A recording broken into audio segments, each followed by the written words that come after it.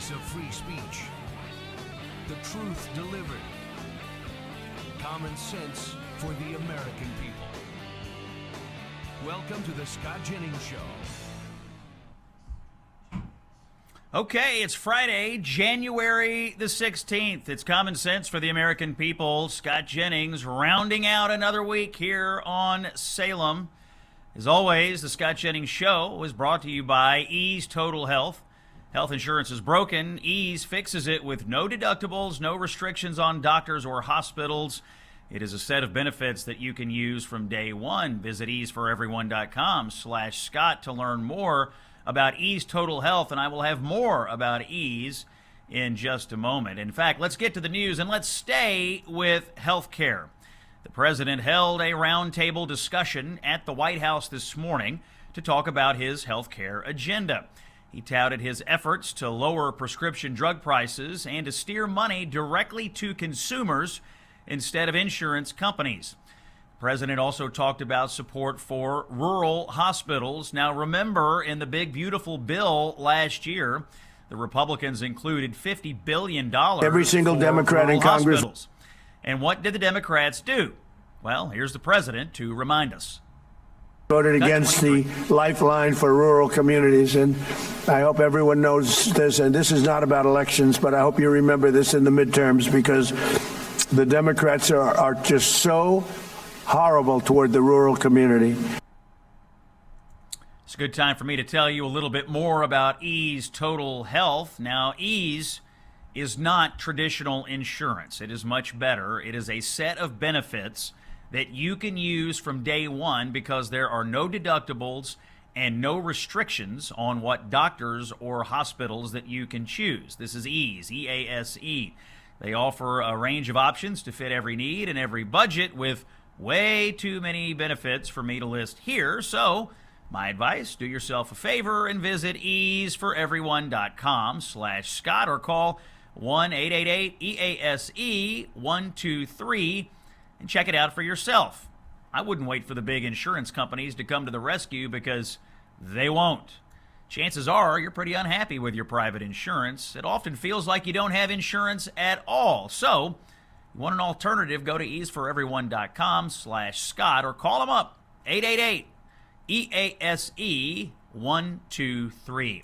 Let's go back to Minnesota. There seems to be some confusion about what is actually going on. Why is ICE in Minnesota? Why are there so many agents? Well, let me explain it to you. It's simple. The local Democrats who run the place, because of their sanctuary policies, will not cooperate with the Department of Homeland Security on immigration enforcement. You see, in most places, when local law enforcement picks up an illegal alien who has committed some other crime, they work with the Department of Homeland Security to transfer that person into federal custody. It's called detainers. That's what you'll hear that term, detainers. In Minnesota, they won't do that. In fact, they often release these criminals back into the community, right out onto the street. That means you need more ICE agents to then find them when they are released and then deport them. So, what can be done about this? Legitimate question. It's pretty simple. Cooperation from the locals here would solve everything. Let's listen to Assistant DHS Secretary Tricia McLaughlin, who appeared on CNN this morning. Cut 26. There's a very simple solution here. Tim Walz and Mayor Fry should let us into their jails. Those 1,400 individuals, those criminal illegal aliens who have already had their due process, let us in those jails. Let us take those murderers, those rapists, those child pedophiles out. That would simply solve the solution. Work with state and local law enforcement. That is what we're asking. Down in Florida, there's been 40,000 arrests of criminal illegal aliens. We've seen peace. We've seen public safety. That's what we should be seeing across the nation. Good question to ask. What is going on in Minnesota that isn't going on in other places? What does Minnesota have that other states don't have? Well, I'll tell you, they have two things. They have Tim Walz, the buffoon governor, and they have honorary Somali pirate, the mayor of Minneapolis, Jacob Fry. That's what they have that other states and other cities don't have. And you have to ask yourself, why are Walz and Fry and the other Democrats in Minnesota working so hard to prevent violent illegal aliens from being deported from our country. Housing news, the average long-term U.S. mortgage rate is down to its lowest level in more than 3 years. The benchmark 30-year fixed-rate mortgage is now just over 6%. 1 year ago, it was a little over 7%. Let's hear how they discussed it on CNN. Cut 21. Let's just say you're buying a $500,000 home. You're putting 20% down.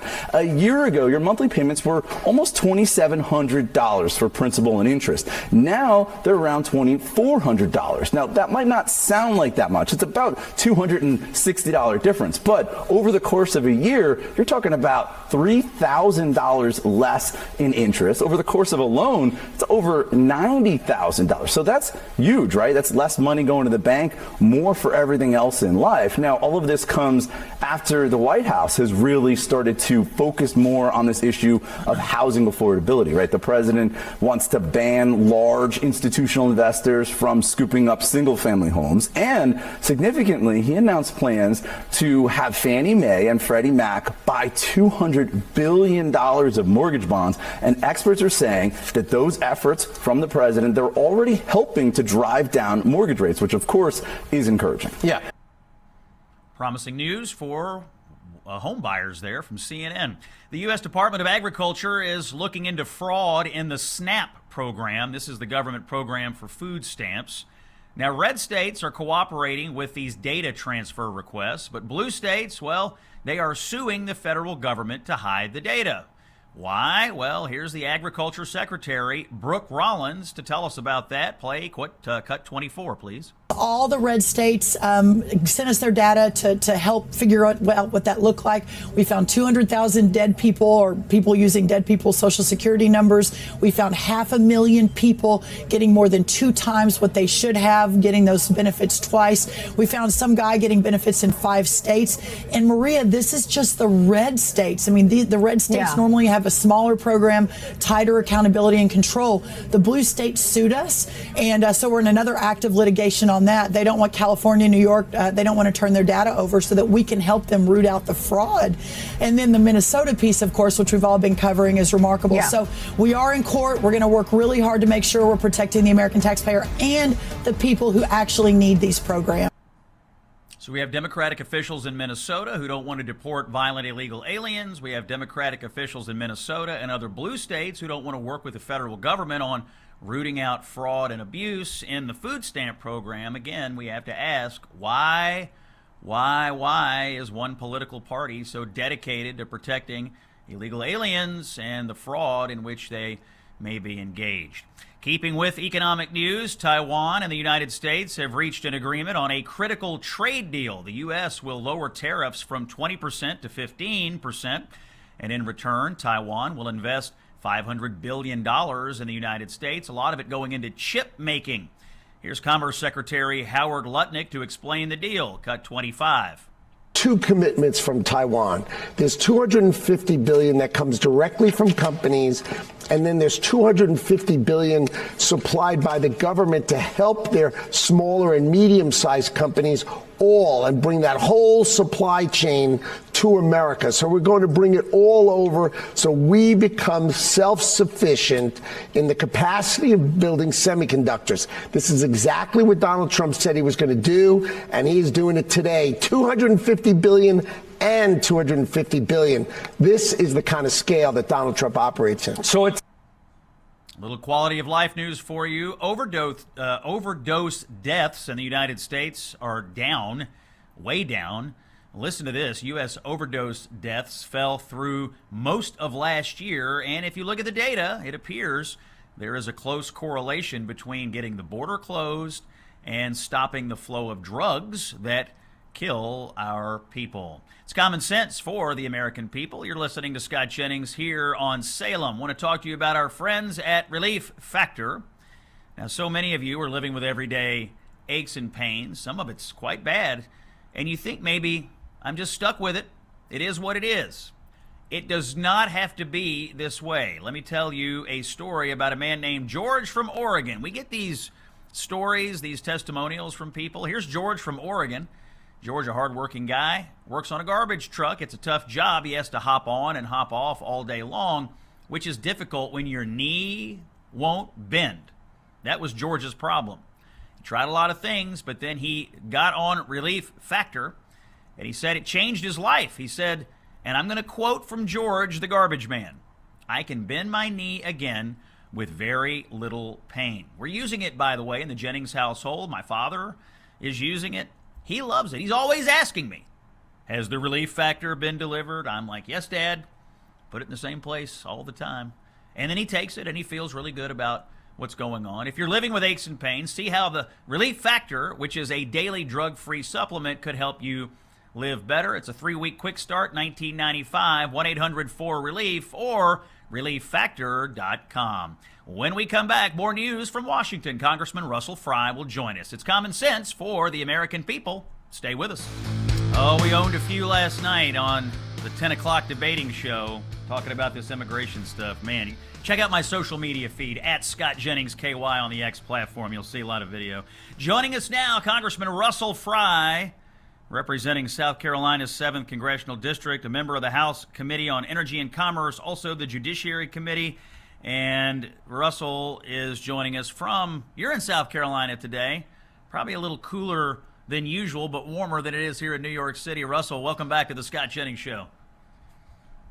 Great to be back, and you're absolutely right. It's cold, not what we're used to, but certainly warmer than what you might be experiencing in New York.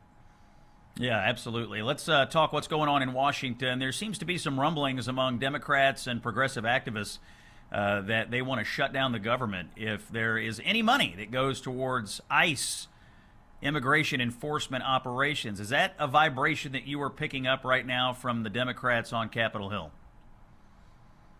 Yeah, I think the Progressive Caucus said this week that they were going to fight tooth and nail to defund, get rid of ICE completely. That I think one member from Michigan said that that reform was out of the question, that they were just going to dismantle and defund all of them. They wanted them gone completely. And I think that's just kind of how far, how crazy the Democrats have really gone at this point, right? Like that we're going to whole scale get rid of one of the most important agencies that we do, that protects our nation's borders, right? That gets bad guys off the streets. But I think this is a classic case, Scott, of Trump derangement syndrome, right? That if Trump says something, even if it's really, really good and it's supported by, say, 90% of the American people, that it's somehow within Democrats' ethos that they have to instinctively reject it, right? And this seems to be kind of that classic case. Progressives maybe not thinking correctly, but maybe they're telling us exactly who they are. While Democrats are thinking of defunding ICE, which, by the way, is just another way of saying defund the police. They've never really come off of that. They're looking for different policing agencies to defund. House Republicans are actually putting together a forward-looking agenda. It's called budget reconciliation. We've been discussing that here on the show the last several days. This comes out of the Republican Study Committee. Is budget reconciliation something you're interested in supporting? What are the pillars of that are most of interest to you representing South Carolina? I think it's a necessity. I think we have to. Democrats took part in reconciliation tactics when they had control 2 out of 3 times that they could have done it. I think Republicans owe it to the voters to do so. The Big Beautiful Bill was awesome in the areas that it touched so many things. It was an incredible piece of legislation. But I think phase 2, heading into the new year right now, making sure that we're responding to the American people. What I like about the RSC framework is that it sets forward a path, I think, to make this country more affordable, right, for the American people. Some of the tax cuts and things in the first reconciliation bill were great, but there are so many things that are in this framework that RSC has put out that conservatives and really the American people like. Making homeownership affordable, right? Allowing your mortgage rate to be transferable maybe to the next property that you have. Yeah. That if you have a stay-at-home spouse, that you wouldn't be penalized by staying at home rather than having 2 parents that work, that you would take part in the same kind of tax credit that they would get. These are some of the easy things that really help bolster the American worker, bolster the American family. I think those are essential, especially in this year, kind of cleaning up the mess, continuing to clean up the mess from the Joe Biden era. This is a great framework that I hope that the Republican conference broadly will take seriously. Got about a minute to go here, Congressman Fry. You were recently integral in passing a human trafficking bill, which I think is now sitting on the president's desk waiting for his signature. Tell us about that law. What are we doing to combat human trafficking? This bill is kind of a first of its kind from a national standard. 47 states have this, but it allows a victim of human trafficking to show in a court that if they're a victim, that their nonviolent charges would be expunged. Trafficking victims are sometimes picked up on prostitution, identity theft, things like that, and they don't tell their story. Prosecutors love this bill, though, and they support it because it allows a victim to tell that story, that they go after the real perpetrator. But this national standard, I think, when the president signs this, will be the first of its kind. It was broadly supported by CPAC, Republicans and Democrats. It's just a good piece of public policy, and it allows you to go after the real bad actors. And so I'm looking forward to the president signing it, and I think it'll be a great addition to our efforts to combat human trafficking in the United States. That voice you're hearing, Congressman Russell Fry, friend of the show, and he's in South Carolina representing the people down there in the 7th District. Russell, thanks for joining us. We're going to take a break. When we come back, latest breaking news on whether the president may strike Iran, and we've got national security expert Jamil Jaffer here to comment on all of that. It's Common Sense for the American people. Scott Jennings is on Salem. Stay with us. We are dispensing common sense to the American people today here on Salem. It is Friday, January the 16th. We're tracking the moves in Washington and at the White House about the president's decision-making regarding whether to strike Iran. He has not pulled the trigger on this just yet, and he was asked about it on the White House lawn, the South Lawn, just a few seconds ago. We have the president's comment. It's cut 29. Let's hear from the president. Did Arab and Israeli officials convince you to not strike Iran? Nobody convinced me. I convinced myself. You had yesterday scheduled over 800 hangings. They didn't hang anyone. They canceled the hangings. That had a big impact. President seems to think he's making some headway with pressure and diplomacy over military action. To discuss all of this, on the line with us now, Jamil Jaffer, founder and executive director of the National Security Institute at George Mason University's Antonin Scalia School of Law. Jamil, welcome in to the Scott Jennings Show. Thanks for having me on, Scott. Good to see you again, my friend. Long career in Washington in the national security space. You've known more about national security policy here than most of us will ever know. I want to get your immediate reaction to what you just heard from the president right there. Are you surprised that the United States has not struck Iran with all these protests going on in the streets? Well, look, the president was clear. He's making his own decisions. We know that about Donald Trump. Nobody moves Donald Trump. He decides what he wants to do.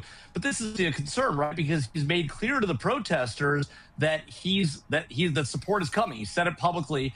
He's now sort of put himself in a situation where he needs to do something. The question just is, what is he going to do? Is he going to supply weapons? Is he going to supply material, simply money? Or is he actually going to come in with some sort of an airstrike or other military intervention? He doesn't have to do any of those things, but he's got to do something, presumably, to support the Iranian protesters like he said he would. Yeah, the president said help is on the way. That was his direct comment. Do we risk here American credibility if we don't come in with something after the presidential comments that he made earlier this week? Well, I think that's exactly the worry. You know, we saw President Obama totally whiff when he set the Syria red line and didn't do anything about it. We saw President Biden when he didn't support the Mahsa Amini protests. The Green Revolution Obama failed on too. So we have a unique opportunity here. President Trump has demonstrated he's the kind of guy who means what he says, who does what he says. So hopefully he'll do what he says here, back the Iranian protesters, and hopefully with other folks in the administration who want the president to be more reticent. He did listen to him on Venezuela. That's the right thing. He's not listening to him on Greenland. That's the right thing. Hopefully he doesn't listen to him on Iran either. He should go after Iran and help those protesters out and get that regime out of power. I think the question that a lot of people have, and of course we don't have the benefit of the intelligence briefings. We're not talking to the Israeli intelligence service or the other Arab states or whoever that President Trump has access to. But, the average person is thinking, if we did strike Iran, would it actually topple the regime? Obviously, they're under, as you can see there if you're watching on the video screen, they're under huge pressure right now with these protesters. but would military strikes actually take down the regime? Some people have suggested they're in a stronger position than perhaps we would want them to be. What's your view on that? What kind of a military intervention would be needed here in order to really take down the regime? I don't think the president would want to issue a strike or call in the orders and then the regime stays in place, yeah? No, that's exactly right, Scott. And I think that's the question they're probably trying to figure out, right? Do you want to conduct a decapitation strike where you try to take out their leadership, and then there's an opportunity for new leadership to rise up that's perhaps more friendly to the U.S., more supported by the protesters? Do you simply support the protesters and give them what they need to take back their own country? That's the ideal scenario. If we can avoid military strikes, we should. If we need to take military action, then we got to focus on the people that are going after the protesters, those that are in charge, that are doing those things that have been oppressing the Iranian people. That's who you need to go after. But at the end of the day, the truth is, Scott, you know this, the snake is at the top of the leadership. It's the Ayatollah and the people around him. You got to take that guy out. The question is, do we have the ability to know where he is? Can we take him out? And will the next person to come in be more aligned with the United States? That's the hope. That's the wish. We'll see what we get. Voice you're hearing today, old friend of mine, but new to the Scott Jennings Show, Jamil Jaffer, founder and executive director of the National Security Institute at George Mason's School of Law. Let me ask you a question about a story that popped up this week about leaking at the Pentagon. It sounds like that the government put someone in jail, a contractor at the Pentagon, for leaking national security secrets. And as part of this, a reporter for the Washington Post had their home raided as they were looking for evidence. It doesn't sound like the reporter is actually under investigation. They were simply looking for evidence. I assume you've looked at these stories. Two questions. A, how bad of a problem is leaking at the Pentagon? I feel like when Trump is in, leaking gets worse than when Democrats are in. And B, after reviewing the government's actions here, are you comfortable with everything they're doing to shut down the leaks? Look, leaks are a huge issue. They have been for a long time. They do seem to happen, particularly at parts of the government that are sort of maybe less hawkish under Republicans, State Department and the like. You do see a lot more leaks under our administrations than others, but it's endemic. It happens all the time. And I think that prosecuting those who have access to classified information and give it out improperly, whether they're giving it to the enemy, which is obviously worse, but leaking it as well, that's not legal. You can't transmit classified information. In this case, what we've heard, at least publicly reported about this individual, Aurelio Perez Langones, is that he apparently had classified documents in the house. At one point, had classified documents in a lunchbox in his car. So that's not obviously lawful. That's illegal. You got to prosecute that. Now, the question about the reporters, the question is, why were you going there? If the reason that they went there was they thought the reporter had classified information and might be trying to obtain classified information unlawfully, that's totally fine. What you don't want to have happen, and there are concerns that people expressed about this and prior administrations saying, look, we're going to go after reporters because we want to push back on them trying to get information out of our people. That gets a lot closer to First Amendment areas where we should all be a little uncomfortable. That's where the line gets dangerous. But going after somebody who's got access to classified information is leaking it, absolutely well within the mainstream, the right thing to do, and we just can't have that happening. All right, let's talk about the defense budget. This week, President Trump announced he would request a $1.5 trillion defense budget for 2027. That would represent about a 50% annual increase. There had been some people in the president's coalition that was hoping he might cut defense spending, but in fact, he's going to $1.5 trillion. Previously, Congress had raised the top line to $900 billion last month as part of the defense policy bill. What do you make of the president's budget request? I think it surprised a lot of folks in Washington that he went up to $1.5 trillion. Is this amount of money necessary? Do you like the budget request from the White House? Absolutely. This is the right thing to do. We're at a point in the administration where, one, the president is requesting more money for defense. We're at record lows, by the way, as a percentage of GDP. 3.2% is a very low amount to be spending. We're requiring our allies in NATO to spend 5.5%. We should try to get close to that. The president's new budget will get us to right around 5%. That's the right thing for our nation. We need to be able to lean forward, lead in the world, make clear to our enemies, whether it's China, Russia, Iran, North Korea, that we mean business and that President Trump means what he says when he talks about peace through strength. So this is the right thing to do. It's right for our long-term benefit and national security. And yes, there's always going to be haters who say the president should be spending more money on defense. He should spend money on this or that. But if the U.S. government is right about one thing, and it should be doing one thing for a conservative, That's defending the nation. That's the right place to spend money. If we need to cut back on social programs and look at Medicare and Medicaid and Social Security, that's where all the money is being spent. That's the bulk of our budget. Defense is a tiny part. We need to fix entitlements and spend that money on the core interests of American people, which is national security. Let's talk about Mark Carney, the new Canadian Prime Minister. He was announcing new economic ties with China this week, including bringing Chinese electric vehicles to Canada. Looked like he was getting chummy there with the Chinese, and some people have attributed this to our rocky relations with China here in the United States. What did you make of the Canadian Prime Minister looking like he wanted to be friends and friendlier with China, especially as we sort out our own relations with Canada here between them and the Trump administration? Uh-oh, looks like we may have lost Jamil's feed. All right, guys in the booth, we got Jamil, or are we going to have to get him back here? All right, we may need to get him back. So the story I'm referencing is this week Mark Carney met with Chinese officials, and Carney was rather chummy with the head of China, Xi Jinping, and he talked about opening the door to more electric vehicles coming in. He talked about considerable Chinese investment in Canada's auto sector. And Carney told reporters, quote, "In terms of the way that our relationship has progressed in recent months with China, it is more predictable." So he was talking about being more friendly with China than he is or wants to be with the United States. We've got Jamil Jaffer, national security expert, back on. The question, sir, is what do you make of the Canadian Prime Minister Carney buddying up with the Chinese on a number of fronts this week? Yeah, sorry about this, Scott. Yeah, it's outrageous. I mean, it is crazy for the Canadians to think that the Chinese are a reliable partner. The Chinese are not a reliable partner. They are not. Uh-oh. Looks like Jamil's having some issues with his internet connection there as we talk to him. That's Jamil Jaffer. By the way, I've known Jamil for a long time. He and I worked in the Bush White House together years and years and years ago. He's been one of the top national security lawyers and national security advisors in Washington, D.C. It's why I invited him on the show today. I tell you what, let's do this. Let's work on getting Jamil back on the horn here. We'll bring him back for the next segment because there's so many other topics that we need to discuss. We got to talk about Taiwan. We had the administration announcing a big trade deal with Taiwan, how that might impact the U.S. relations with China. We got to talk about Greenland. The president made some comments on the South Lawn of the White House today about Greenland. We want to talk about that. We're still talking about Venezuela. Yesterday in the news, President Trump met with Machado, who is the opposition leader from Venezuela, the freedom fighter who actually won the Nobel Peace Prize this year. Machado and Trump had thrown some cold water on the prospects of Machado returning to Venezuela as the new leader of that country.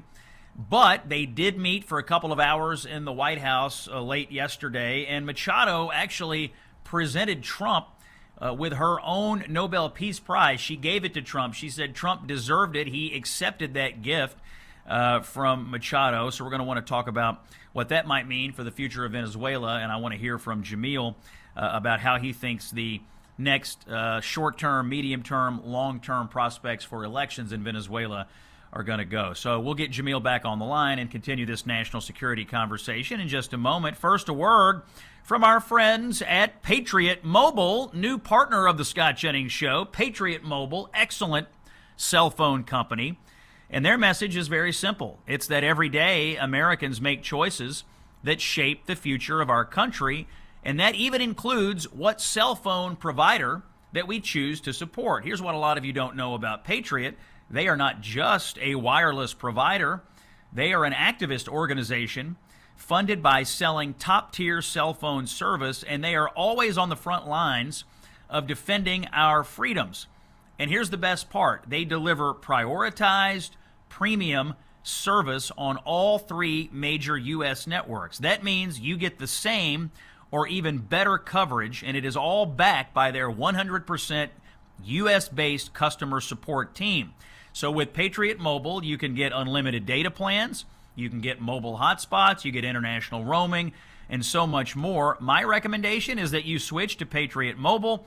It fuels the Christian conservative cause. Every bill you pay advances the values of faith, family, and freedom. Here's how you do it. Go to patriotmobile.com/Scott or call them up at 972-PATRIOT, and you can use promo code Scott and get a free month of service.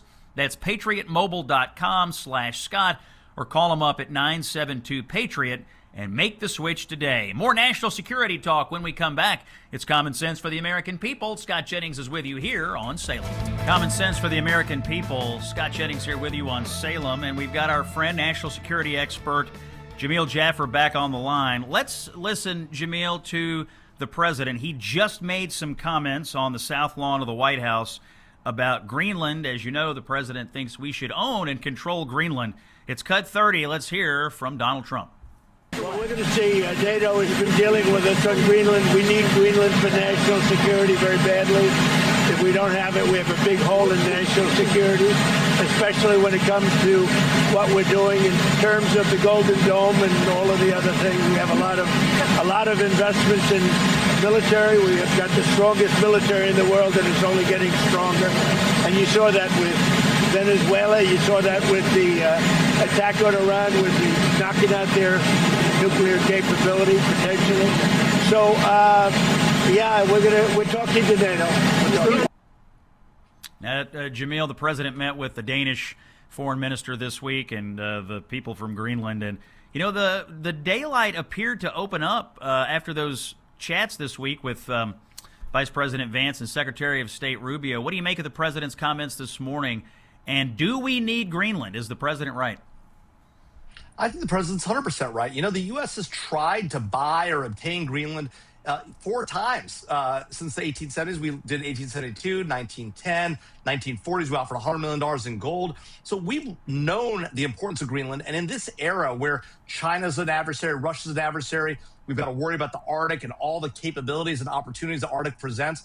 There's no question that if we had Greenland, we'd be much better off. Now, how do we go about getting it? We got to figure out how to get to a deal with Denmark. We're obviously not going to try to go to war with a NATO country. So the question is, how do you work this out? President Trump is putting on maximum pressure to get it done.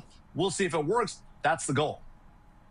Yeah, I'm with you. I think the Greenland play makes a lot of sense. Historically, you know, William Seward wanted it, the Secretary of State under Lincoln. Harry Truman tried to buy it.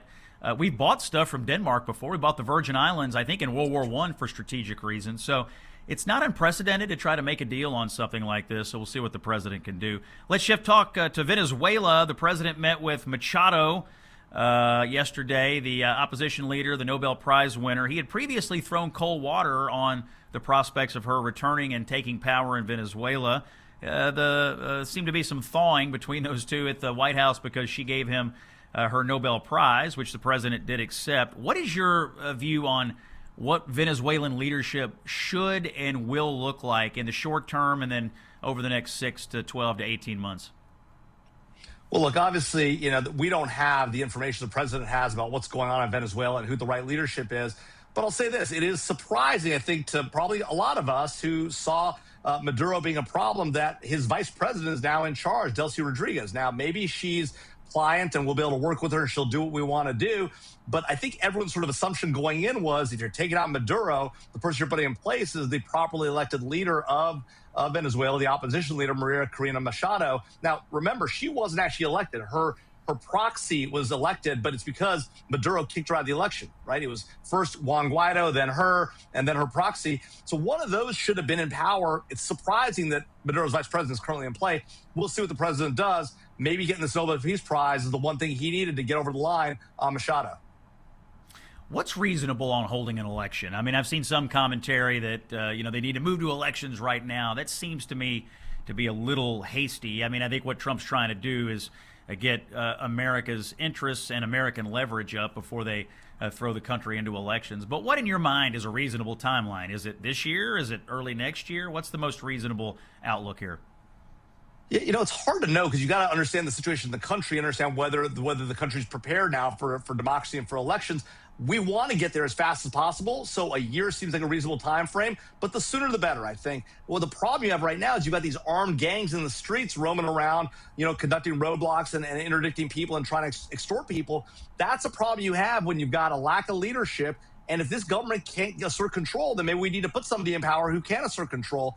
But at the end of the day, elections sooner than later is the better thing for us, better thing for that country. And ideally, the people of Venezuela do what they ought to do, which is elect somebody that's friendly to the United States and more supportive of their own people, help them get their benefits out of the resources they have. They've got huge mineral resources, including oil. The Venezuelan people can benefit from that. They need the right leadership in place. Couple of seconds left. Jamil Jaffer, you are the executive director of the National Security Institute at George Mason's School of Law. Where can folks find you online if they want to follow your commentary? Absolutely. Nationalsecurity.gmu.edu is our website. And I'm on Twitter at Jamil and X at Jamil_N_Jaffer. Find us on LinkedIn as well. And we're on Instagram newly, so come check us out. Got a YouTube page as well. Looking to see y'all out there. All right, thanks. National security expert Jamil Jaffer. You've been a great guest. We're going to take a break, and in the second hour, talk energy when we come back. It's Common Sense for the American people. Scott Jennings is with you on Salem. The voice of free speech. The truth delivered. Common sense for the American people. Welcome to the Scott Jennings Show. Okay, it is Friday, January the 16th, hour number 2 of the Scott Jennings Show, Common Sense for the American People. Coming up at 33 minutes past the hour, my friend Ryan Godersky is here, and we're going to do Friday Punditry, including our new segment, Who Won the Week? You might know Ryan, he's on cable a lot, and a ubiquitous presence on social media, always sharp, and lots of hot takes. That's coming up at the bottom of the hour. Here in just a second, we are going to discuss the energy story of the day. The president making a big announcement, and it's really sort of an unprecedented intervention in the energy markets. And we've got energy policy expert Tom Hassenbohler coming by in just 1 second. In fact, he's ready, and we'll get to him in just a moment. But first, I just wanted to tell you something about online grooming. And this message comes from our partners at Child Help. Online grooming. This is a big problem, and it doesn't start in an overt way. You get people that get in there in the chat rooms and on online forums with children, and they start asking a few questions, and they build trust, and all of a sudden,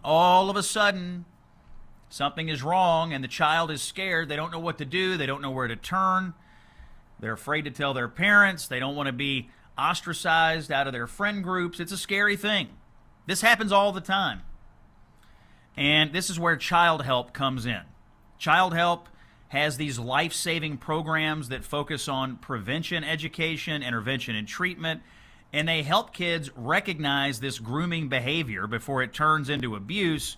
They also help parents understand the warning signs before something gets out of hand. And so, look, if you probably know somebody, truthfully, that's had a child interact with some adult in an online forum where they have engaged in inappropriate behavior. It's so common, and it is so pervasive. But Child Help, our partners at Child Help, the leading organization stamping out child abuse in this country, they're on top of it. They've got the right programming to do something about it. What can you do? Well, you can do what I do, which is make a donation to Child Help. $27. You can protect a child from abuse. And it's very easy to do. You text the word Child Help to 94878. So where you get into your texting, type in 94878 and then just put the word Child Help in the message. They'll immediately come right back to you, or go to childhelp.org/Scott.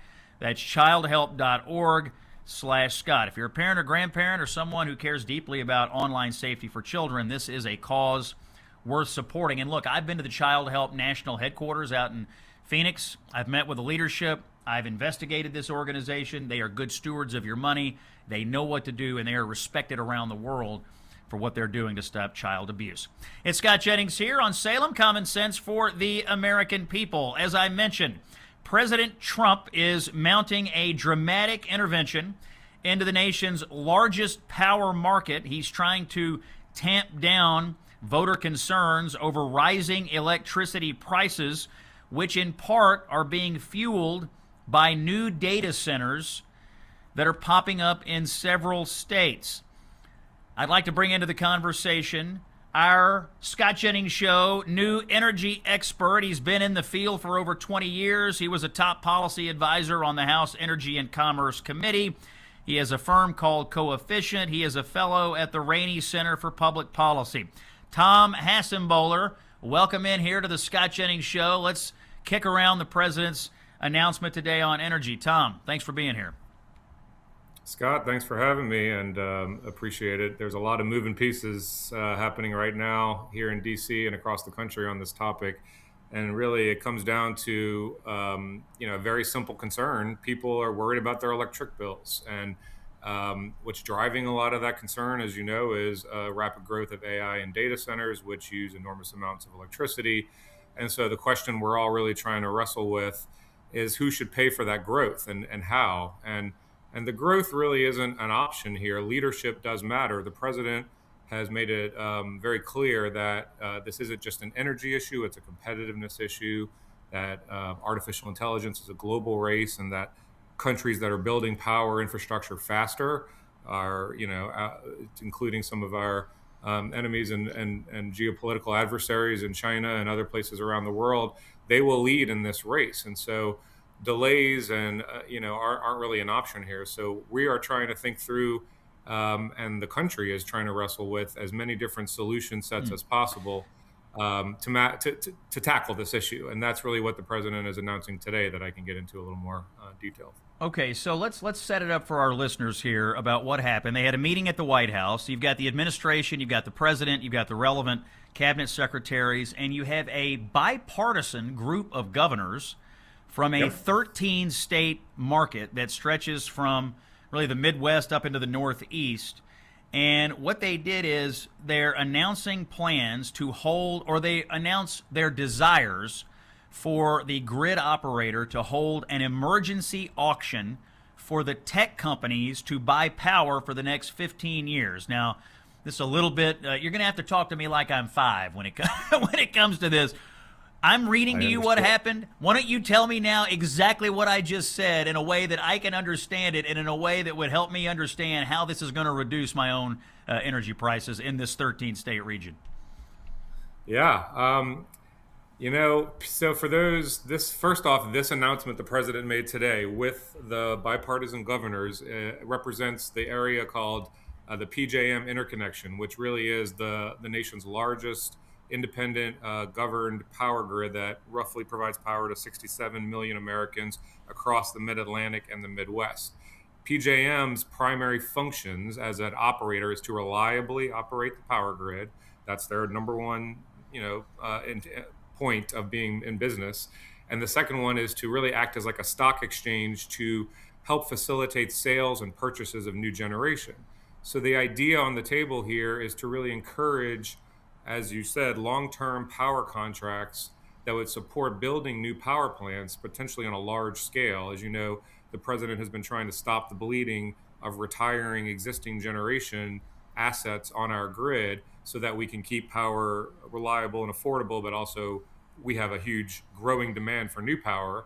So these long-term commitments are what would allow companies to actually finance and construct new generation. And so that key principle here is about the cost responsibility. So if major technology companies and others who are trying to build out new advanced manufacturing and data center infrastructure, if they can help underwrite this new supply rather than having those costs quietly spread across everyone's utility bill, then this is a way to have a win-win for the speed to power solutions that we're looking for, but also helping keep rates in check so that we create more options for large companies to foot the bill for some of the needed cost to build power plants and related infrastructure faster. Yeah, the issue here is all these AI data centers are going online. They suck up a huge amount of power. And so the president is saying, we need the tech companies that are trying to build these things to help pick up the tab a little bit here. Now, he cannot require the grid operator to have an auction that would be the pathway for the tech companies to buy into this. Do you get a sense that the grid operator, PJM, is going to heed the president's advice here and have an auction, or have they not responded to this publicly just yet? They are in the process of responding right now, and so I think there has been enormous, in fact, I participated and some of our colleagues, there have been enormous interest from the governors, bipartisan governors of the Mid-Atlantic for the last year or two on the governance and operations of this market of PJM. It's one example of one of the grid operators that operate independently across the country. So we have several different ones depending on your region and your state. But I think PJM is looking for every tool in the toolbox right now to help facilitate both the political fear and backlash around affordability, but also to rapidly create solutions for these data centers to come in and build the necessary infrastructure. So I think this leadership from the president helps set the table and it helps manage expectations. It's not a silver bullet. So we, even if new power plants are financed, they still have to be built. They still need transmission lines that have to be permitted.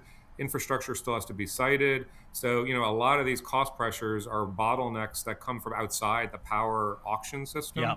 So this means it's an important step, but it's one piece of a larger affordability puzzle that also involves other regulators, grid operators, and state authorities. So it's not a one-size-fits-all solution here, but it's a good step in trying to elevate.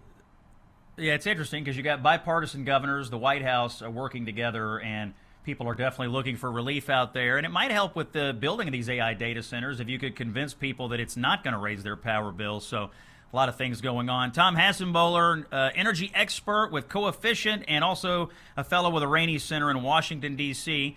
Thanks for coming on. We'll follow this story and bring you back. A quick word from our friends at Relief Factor. Listen, you don't have to live with the pain. You just don't have to do it. You may think you do, but there's a way out. It's called Relief Factor. They have a thing called a 3-week quick start, $19.95. You go to relieffactor.com or you call 1-800-4RELIEF. You get the 3-week quick start. I'm getting testimonials from around the country, and people all tell me the same thing.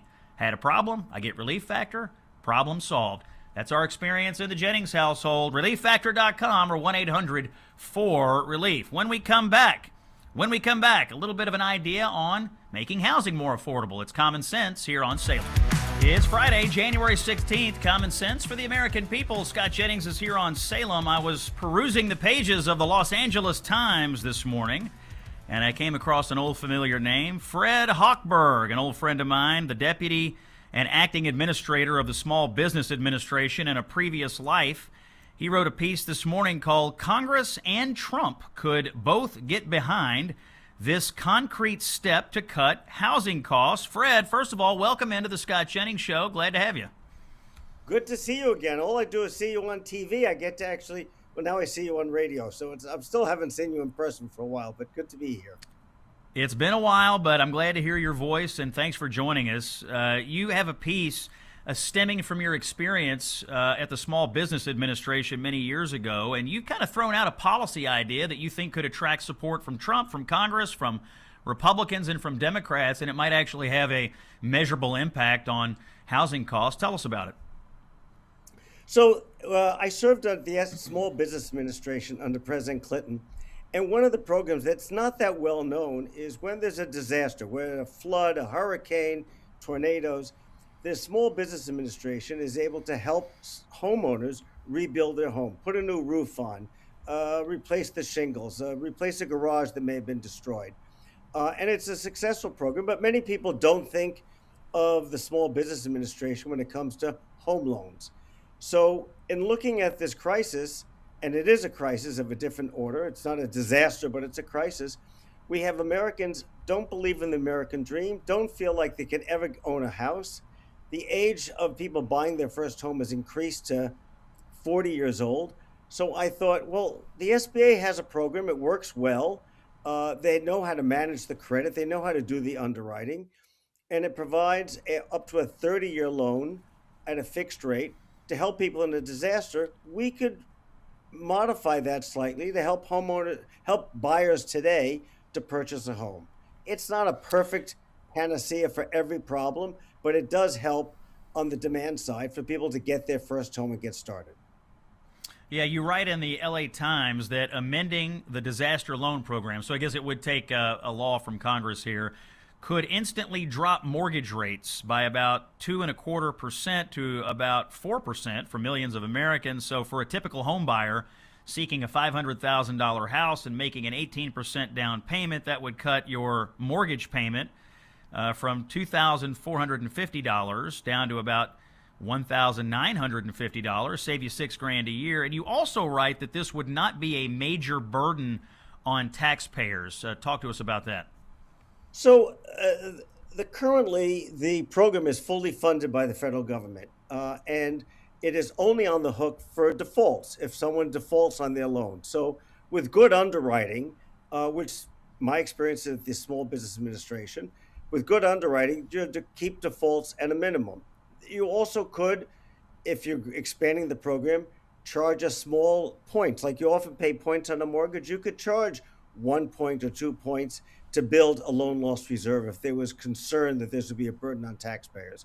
But I think this could be a temporary program, maybe for 2 or 3 years. You pilot it, you see how it works. Just like under COVID, the mandate of the Small Business Administration was expanded to help businesses in a far-reaching way than they did previously. There's a way we can tap into that. Interest rates are high. Interest rates are a burden. Of course, we need to fix the supply side, but we also need to fix the demand side, how people can afford to buy a home. And a home is so basic to our understanding what it means to be an American and what it means to be part of the American dream. Yeah, you note in your piece that nearly 70% of American adults who were recently polled said that the central promise of the American dream is no longer true for them. If they felt like they could afford buying a house, they might feel differently about that. Fred, are you in touch with anybody in Congress or in the executive branch about this right now, or are you hoping they all have subscriptions to the LA Times? I hope they're all listening to today's show, because this is a must-listen show. So I assume if Scott Jennings is putting this on the show, it will be heard far and wide. Well, thanks for making our show a destination for your proposing this idea. It does sound like common sense for the American people. If you want to read about it, go to the LA Times and search for Fred Hochberg, who is former acting administrator of the SBA. The headline is "Congress and Trump could both get behind this concrete step to cut housing costs." Fred, thanks for coming on with us today. Thanks for having me, Scott. All right, that was Fred Hochberg, old friend of mine. He's been around Washington a long time, and just a great guy, and affable guy, and always coming up with smart ideas. We're going to take a break. When we come back, Friday Punditry is here. Ryan Godersky is our guest. It's Common Sense for the American People, and you're getting it from Salem. Stay with us. And it's Common Sense for the American People. Scott Jennings here, Friday, January 16th. Speaking of pundits, my next guest is host of the Numbers Game podcast. His name is Ryan Godersky. He's one of the best advocates for parental rights in the conservative movement. You've probably seen him on cable TV. You see him on social media. But for Friday Punditry, we welcome into the show Ryan Godersky. Ryan, thanks for joining us here on the Scott Jennings Show. Thank you, Scott. Thanks for having me. Hey, man, I think, I don't know, you're sounding a little choppy there.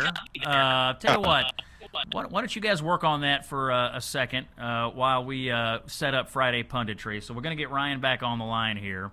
On Friday Punditry, what we like to do is kind of go over some of the bigger issues of the week, maybe things that got a little overlooked or things we want to revisit.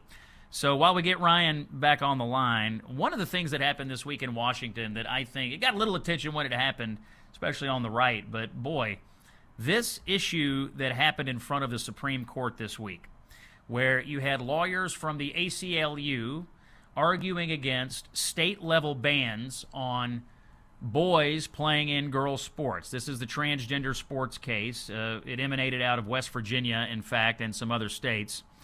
But basically, the ACLU intervenes here and says, we want to sue over this. It makes it all the way up to the Supreme Court. And I want to play cut 22 here. This is an ACLU lawyer going back and forth with the court. And to me, one of the most defining moments of the week. Cut 22. If it does that, then is it not necessary for there to be, for equal protection purposes, if that is challenged under the Equal Protection Clause, an understanding of what it means to be a boy or a girl or a man or a woman? Yes, Your Honor. And what is that definition? For equal protection purposes, what does it mean to be a boy or a girl or a man or a woman? Sorry, I misunderstood your question. I think that the underlying enactment, whatever it was, the policy, the law, we'd have to have an understanding of how the state or the government was understanding that term to figure out whether or not someone was excluded. We do not have a definition for the court. a definition for the court? You know, it's kind of hard to argue against things or for things if you can't even say out loud what the definition of things are. Do we have Mr. Gradowski back? I'm hearing heavy sighs from the booth. The technical gremlins have invaded the Scott Jennings show today. Well, we'll keep working on Ryan. Hello. Oh, there you are. Hey, Ryan. Oh, there you are. Hi, how are you, Scott? How's it going? Hey, man. Sorry about that. Sorry. And you sound way better now. I just played the clip of the ACLU lawyer this week in front of the court, who was unable to define, what is gender, for the court. I'm sure you saw this clip. What'd you make of that? I thought it was one of the most defining moments of the week. It has to be because, if you're going to make sex about one of the conditions for everything along with race and gender identity, you should know what at least one of those genders are. You should be able to define them. And they're handcuffing themselves over this very small fragment of the population because they can't possibly go against their value system right there, that a transgender person, a person born biologically male, is never going to be female, and they're very torn by something that people have known for the last 5,000 years. Yeah, that moment in front of the Supreme Court this week, and then almost at the same time, you had that doctor up on Capitol Hill testifying in front of the Senate Help Committee who refused to answer a question from Senator Josh Hawley, can a man get pregnant? And you had this doctor talking in circles. Those two things happening right back to back, I got to tell you, it just felt to me like the entire wind came out of the sails of the whole transgender cult movement this week. Do you feel that way, or what's your read on it? I don't. They came in this, I think, into this court case with the winds in their face. That they were facing very long odds at winning this because it's politically unpopular. What they're advocating for is politically unpopular. So it's much easier for conservatives. It's not like, I guess, back in the day when, Justice Kennedy would have to sit there and kind of put his finger into the wind and say, how is it going to affect me at parties, in near Capitol Hill? That's not the issue. It's super unpopular with almost everybody. So they had that working against them. They've had political losses working against them. Obviously, Trump's ad in 2024 saying "I'm for you," and Kamala's for they, them, was devastating on a number of fronts, but that was one of them. And I don't see how, I don't see how they come out of this winning. I think this is going to be a pretty decisive loss for them. I mean, maybe you'll have one or two justices going against them, but I wouldn't be surprised if it was a 7-2 decision. Yeah, well, certainly they're going to have one, Ketanji Brown Jackson, who has proven time and again that she's the most incompetent and unprepared person to ever sit on the Supreme Court. If you listen to what she had to say this week, it's pretty obvious which way she's headed. Let's switch gears. I want to get your thoughts, Ryan, on this case. Didn't get a ton of attention, although this guy got a lot of attention over the last few months. Mahmoud Khalil. There was a federal appeals court that overturned a lower court decision regarding Khalil being deported, I guess, by the federal government. We last saw a video of him, I think, at the swearing in of Mamdani for mayor here in New York City. Can you tell our listeners a little bit about what is the status of Khalil right now? I mean, this is the guy who was at Columbia. He's the guy taking part in all the anti-Semitic protests. He's out here, promoting the cause of October the 7th, if you can believe it. He's not an American. He's in the country, I guess, on a visa. He is married to a U.S. citizen. Yeah, where are we sitting with Khalil right now after this week's court action? Well, I mean, I think the ruling against him. First of all, I want to sit there and put something out there. The amount of money that has been spent on this one man over the context of the hundreds of thousands of illegal aliens who have been deported in the meantime should, give Republicans a little bit of breath of how fixated Democrats have been at not stopping Trump, but stopping with one singular case, and it hasn't really worked in their favor. I think given the fact that the court ruling gives pretty good green light for Trump to sit there and start moving for deportation again. And I just kind of don't see this as a case where the Supreme Court's even going to weigh in if the appellate court rules ultimately in Trump's favor. I don't think they're going to give standing to it because, it would be pretty wild over a singular case. Maybe they could. Who knows what the court does? The court always kind of acts the way they want to. But it's looking like a greater and greater option that he will, in fact, not be in the United States in the very near future. You know what kind of agitates me about this case?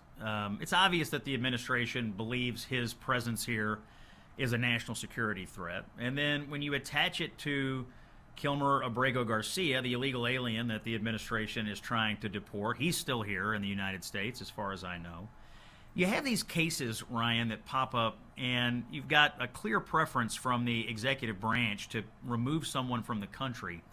The amount of energy and bureaucracy that goes into keeping people here over the clear wishes of the commander-in-chief and over the Secretary of State, it's really something. I mean, it's something, and it makes you wonder, if you can't even get people like this out of the country, how in the world are you ever going to deport 20 million people that Biden led in over his 4 years in office? Well, and that's why, I mean, that's the case that Vice President Vance made, that the need to sit there and move for mass deportations at a fast speed and not give them 30 different court appeals is essential. You have to do it because otherwise you're never going to get any kind of close to deportation numbers that the administration wants.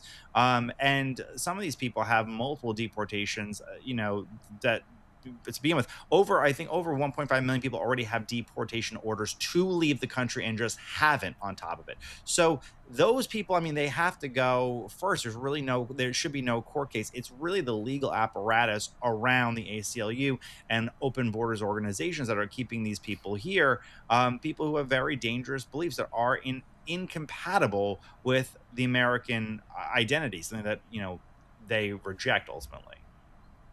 All right, Ryan Gradusky's here for Friday Punditry, host of the Numbers Game podcast. Ryan, I want to talk about a couple of Senate races. Let's start in Texas.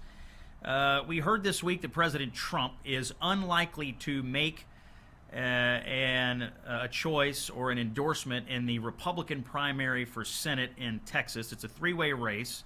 John Cornyn is the incumbent. You also have Congressman Wesley Hunt in there and Ken Paxton as well. We saw some polling out of that this week, and honestly, it's pretty close. All really, really tight down there in Texas. They have a March primary. What are you picking up in the vibrations out there about the Texas Senate primary? Is it too close to call right now, or do you think you have a beat on which way it's headed? I think it's headed to a runoff no matter what happens, right? I mean, I don't see either Cornyn or Paxton coming out with over 50% of the vote.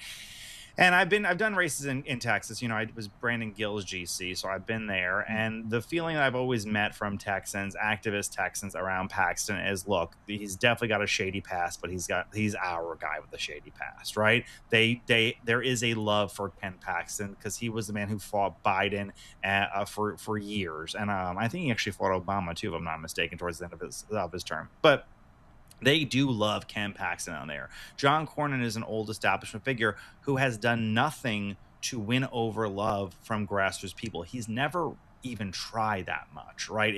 It's kind of boggles the mind as you see old figures, losing primaries or having very tough elections, and he never made the overtures to try to sit there and avoid, to do Lindsey Graham. He never tried, as much as Lindsey Graham is something that conservatives don't love. Lindsey Graham has done overtures to try and win over love from Trump voters. Cornyn never did that, which is bizarre to me. Ultimately, I don't think Wesley Hunt has the juice to sit there and knock Paxton into second place or Cornyn. So ultimately it becomes a race of Paxton and Cornyn for a runoff. And where do Wesley Hunt voters go? Do they hate Cornyn more, or do they sit there and think that Paxton is too nefarious of a character? And let's do 30 seconds on Maine, the Democratic primary. The insurgents in the Democratic Party want this guy, Graham Plattner. You might remember him. He had the Nazi tattoo on his chest. And he's taking on the governor of Maine, Janet Mills. And there was some polling this week showing Plattner way ahead of Mills. That's been pretty consistent. Any bead on the Democrats up there in Maine? Maine's a hard state to poll, so I'm not exactly sit there and guarantee it. But Mills is old. She's close to 80 years old to be a freshman senator. I think people kind of really have a lot of energy towards the guy who's kind of pretending to be a working class hero. And ultimately, I wouldn't be surprised if he was a successor. It will drain Maine Democrats' finances going against Susan Collins. So they're going to have to start brand new from the get-go after a very bitter primary that they're headed towards. All right, it's Friday Punditry. That voice you're hearing, Ryan Gradusky, host of the Numbers Game podcast. Ryan, hang on, because when we come back, I'm going to ask you the most important question. Who won the week? We'll get your thoughts on that when we come back. First, a quick message from our friends at Patriot Mobile. Here's what I want you to do. I want you to switch your cell phone service to Patriot Mobile. Why? Because if you do, you are helping grow a movement that fuels the Christian conservative cause. It is as simple as that. Signing up with Patriot Mobile is signing up for a company that shares your values. Every time you pay your cell phone bill will advance the values of faith, family, and freedom. Switching over is easier than ever. You can keep your number, you can keep your phone, or you can upgrade your phone, and you can take a stand today. You get a new cell phone company, and you take a stand for what we care about. PatriotMobile.com/Scott or call 972-PATRIOT. Use promo code Scott, and they'll give you a free month. You switch to Patriot Mobile, PatriotMobile.com/Scott, and you use promo code Scott, you get a free month of service.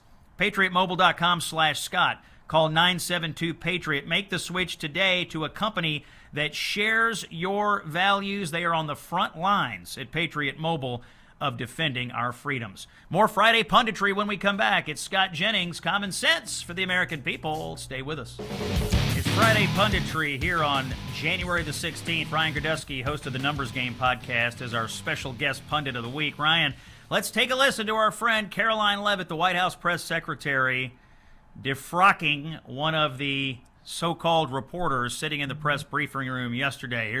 Here's Caroline, cut 12. Why was Renee Good unfortunately and tragically killed? Are you asking me my opinion?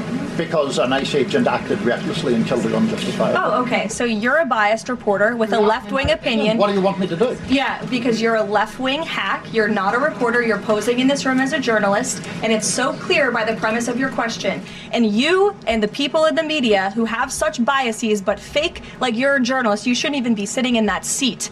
But you're pretending like you're a journalist, but you're a left-wing activist. And the question that you just raised and your answer proves your bias. You should be reporting on the facts. You should be reporting on the cases. Do you have the numbers of how many American citizens were killed at the hands of illegal aliens who ICE is trying to remove from this country? I bet you don't. I bet you didn't even read up on those stories. I bet you never even read about Laken Riley or Jocelyn Nungray or all of the innocent Americans who were killed at the hands of illegal aliens in this country. And the brave men and women of ICE are doing everything in their power to remove those heinous individuals and make our communities safer. And shame on people like you in the media who have a crooked view and have a biased view and pretend like you're a real honest journalist. Ryan, reaction to Caroline Leavitt going off from the podium. Wow. Yeah, I mean, that's why she's Trump's press secretary. She did a great job.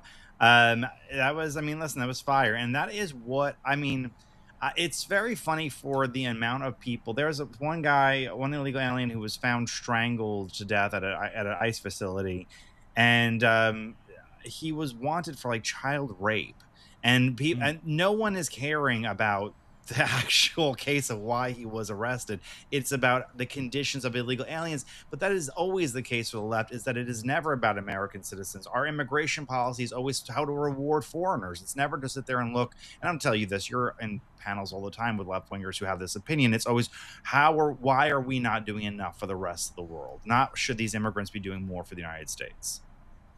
Yeah, I've been in a lot of panels this week, and especially since Wednesday, when you had the ICE agent that was beaten with a shovel by 3 Venezuelan nationals. I tried to bring this up on CNN yesterday, and they pivot to other things. It's when something that's inconvenient to the narrative comes out, like, hey, we got 3 Venezuelan illegal aliens running around with shovels trying to beat ICE agents to death in Minneapolis. Let's talk about something else. Let's talk about something else. It happens all. That ain't too convenient to the narrative, Ryan. All right, we got a couple of minutes to go here. Ryan, you are the second person to get this question on the Scott Jennings Show. So, who is Ryan Gradusky's winner of the week? Who won the week in politics? I was thinking long and hard about this, and I'm going to give you a surprise answer. Kamala Harris. She was somebody they considered dead in the water. She had a good week politically. She's made it basically known she wants to run for president again. Polls came out that black voters in the Deep South, who are the base of the Democratic Party. You need their voters. They favor her over Gavin Newsom. And Gavin Newsom and her had a decades-long political rivalry. She had a great week to make an eventual comeback. And Gavin Newsom, who's been spending political capital nonstop to build a political career for himself and become a presidential nominee, she's did a very, very good job. I don't know if she will make a run. I don't know if she's going to end up doing this. But if she wants to, she made a great step this week. And she's my political winner of the week, which I didn't expect. She's your political winner of the week. And I think I read that she bought like an $8 million house somewhere. Yeah. So not only is she your political winner of the week, she's going to be in very nice digs very soon. All right, I usually pick the loser of the week. And I played the clip up at front when you came on. I think the ACLU was the loser of the week. They went in front of the Supreme Court. They couldn't offer basic answers. They couldn't make definitions about gender when asked very direct questions by the court. I think the ACLU, pretty much their performance in front of the Supreme Court spelled the end of the transgender cult movement in the United States. And so for me, loser of the week, ACLU, and quite specifically the lawyer who went in front of the Supreme Court and completely and totally embarrassed herself. Ryan, thanks for being with us today. Where can folks find you on social media, and where do we find your podcast? On Twitter at Ryan Grodowski, and you can find a Numbers Game podcast wherever you get your podcasts, Apple Podcasts, or on YouTube. So I really appreciate coming here, Scott. Ryan, we'll have you back. Ryan Grodowski, host of the Numbers Game podcast and a sharp pundit, and one of our friends here at the Scott Jennings Show. That's it for the week. We're going to get out of here, go to the weekend. We'll be back with you Monday. You can grab this on my social media feeds at Scott Jennings KY. Get it where Apple and Spotify are distributing podcasts, and we're on live every day, 1 to 3 on Salem. It's common sense. We appreciate you. See you Monday.